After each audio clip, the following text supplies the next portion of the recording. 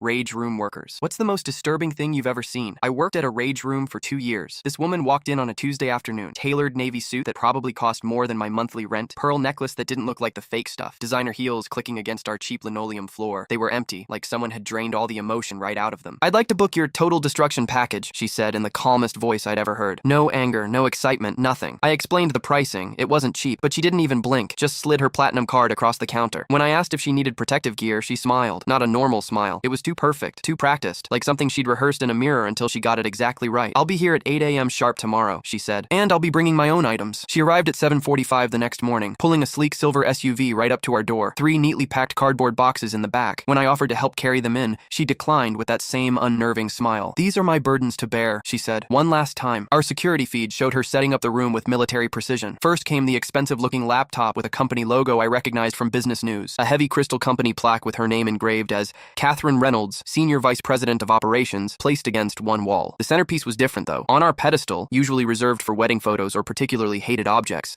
she placed a small jade figurine, a beautifully carved elephant, no bigger than my palm. After arranging everything, she disappeared into our changing area. When she emerged, the power suit was gone. She wore plain black yoga pants and a simple gray t-shirt. Then she did something none of our customers ever do. She sat cross-legged on the floor in the middle of the room, closed her eyes, and just breathed. When she finally stood, it wasn't with the screaming fury we usually see. Instead, she moved with purpose, deliberation. She started with the laptop, bringing the hammer down with precision rather than anger. The screen shattered. Then she methodically dismantled every piece until it was unrecognizable. The plaque went next, the crystal exploding into 1,000 glittering fragments across the room. One by one, she destroyed her certificates. Harvard, gone. Industry recognition, pulverized. She used scissors from our toolkit to shred every document, every report, every piece of paper into confetti. But through it all, she never touched the jade elephant. It remained perfectly intact on its pedestal while chaos erupted around it. She worked for the full 2 hours, never slowing, never showing fatigue. When the session ended, I found her sitting cross-legged again, but this time amid the destruction. There was no devastation on her face. Instead, she looked peaceful. 22 years, she said without looking up. 22 years building someone else's empire. She reached for the jade elephant and held it in her palm, studying it with a softness I hadn't seen in her before. "My first boss gave me this on my first day. Said I'd need something to remember who I was once the corporate world tried to reshape me." She laughed softly. "What happened?" I asked, unable to contain my curiosity as I helped her up. "Found out they've been falsifying financial reports for years, using my electronic signature without my knowledge. I was going to be their scapegoat when it all came crashing down. I quit yesterday, turned over evidence to the SEC this morning before coming here." "The elephant?" I asked, feeling the smooth jade in my palm. "Keep it," she said. "I don't need a reminder anymore. I know exactly who I am now." 2 months later, her company's scandal hit the national news. When they showed footage of executives being led out in handcuffs, she wasn't among them. It's my reminder that sometimes the most disturbing thing